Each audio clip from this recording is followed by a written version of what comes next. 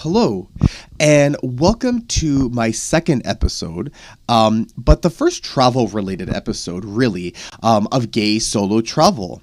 Since this is the beginning of a new podcast dedicated to traveling as a gay person on your own, I thought it would be symbolic to focus my first travel episode on the first time I ever really traveled on my own.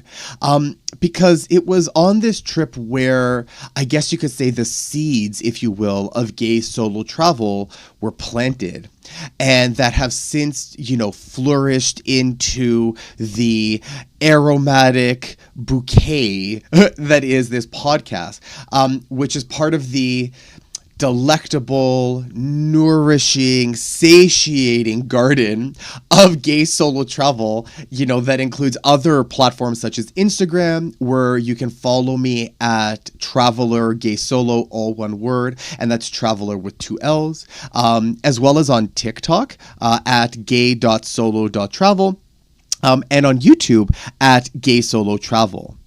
If you like what you hear, in this podcast, feel free to check out my other accounts.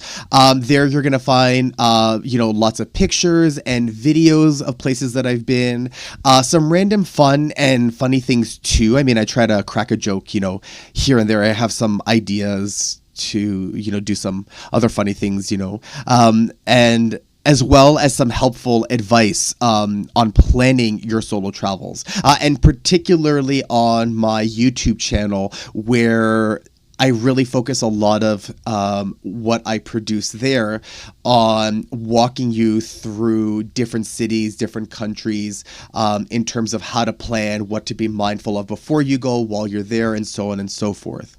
And if you're actually interested in more virtual tours or virtual walking tours of places, let's say there's somewhere you want to go, but you want to see a really quick sort of summary of, a particular city or a particular neighborhood somewhere, feel free to check out my other related account on Instagram.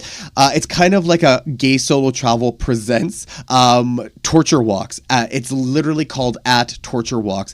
And there you're going to find a lot of short video kind of walking tours of different cities, of different streets, of different neighborhoods, and that I usually kind of film all in a single day, where I tend to walk anywhere from 10 to 30,000 steps in all sorts of weather: winter, summer, hot, cold, literally borderline pathological, self-tormenting urban geography. For years, my friends have sort of joked that I'm going on a quote-unquote torture walk, because I will easily do, 15 kilometers, in a day. And I said, hey, why not film some of this, walks that I do and turn it into an Instagram so people can, check out these places that I wander, largely in my hometown of Toronto, but not necessarily in Toronto only. There's lots of different places that I've been to, and of course, as I continue to travel, I'll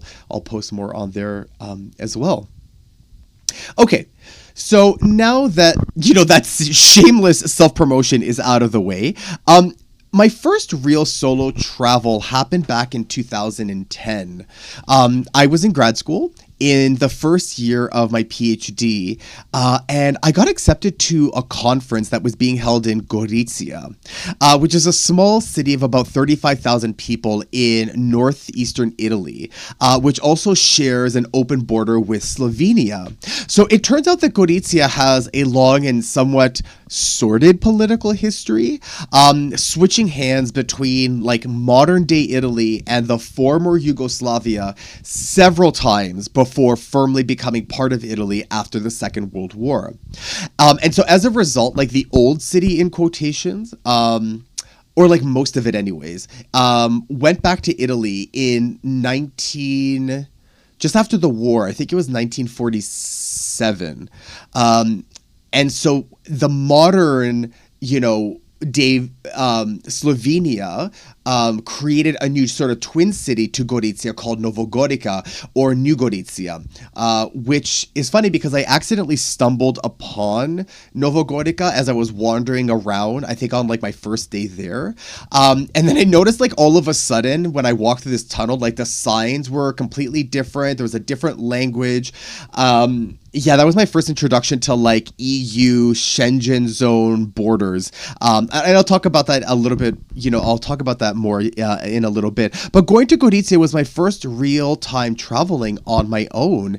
And it was also my first real time traveling over the Atlantic Ocean. Now, I say first real time because technically I went to Greece once when I was 6. And I went to Edmonton for one night on my own for a conference the previous year in like February, no less, which meant that I really couldn't do anything while I was there. So yes, technically, I have been other places on my own and I had been over the Atlantic once before, but like, girl, like really no. Like in my eyes and in my mind, it's my trip to Italy in 2010 when I was, at the ripe old age of 27. That is my first actual solo travel experience and my first time, going transatlantic. So my itinerary had me flying into Venice with a layover in Amsterdam. And I flew on KLM, which I absolutely loved. And I actually spent the day in Venice before taking the train to Gorizia later in the afternoon. And while I was in Gorizia, I also managed to squeeze in a day trip to Udine, which is a larger city of about 100,000 people or so. And it's about like a half hour or so, like northwest, never eat shredded wheat, west, by train, as well as a day trip out to Trieste, which was about 45 minutes, like kind of southeast, by train. I was absolutely floored by this trip. That's why I say that it was really like the seed that was planted that kind of developed into everything that's happening now, like 14 years later. And out of all the places to first encounter as an adult traveling on your own, seeing the small archipelago that compose the city of Venice and then stepping off the bus in Venice into such a unique and almost otherworldly place was really just so magical. I don't come from privilege. I never went on family vacations when I was younger. And save for a single trip that I did to New York City with friends back in like 2004. I also never really traveled either. I had a lot of student loan debt. I, was in school, so I was working constantly. I was saving and trying to pay off, all of the debt that I had accumulated. And so to see Venice with my own eyes was such an illuminating experience. And walking over the Ponte della Costituzione, sorry for butchering that, and being treated to that panoramic view of the Grand Canal and the old buildings that line, the canal.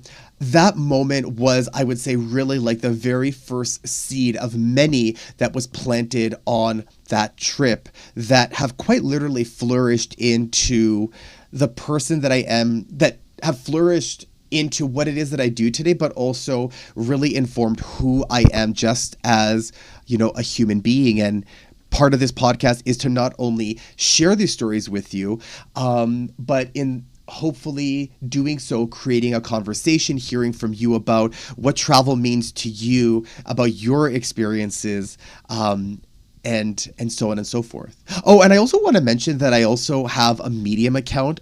I know I already did my shameless self-promotion, but I also have a Medium account, Gay Solo Travel, where I take kind of what I do here in this podcast, as well as what I do on my YouTube channel, and except in writing format. So I write short articles about, like the philosophy, the theory, the experience, the poetry of travel, as well as some practical sort of like top 10 or how to get around or what to do sort of instructional pieces as well. So if you, again, really do like what you're hearing here and you want to read more and converse with me in a different way, maybe through writing, you can also head over to my Medium account to check out everything there as well. Before moving forward into Italy, I actually want to go back a little bit to give a bit more context to all of this trip, but also a bit about myself as well. So this trip took place in the aftermath of the Great Recession. And as a result, like many people, I was struggling financially.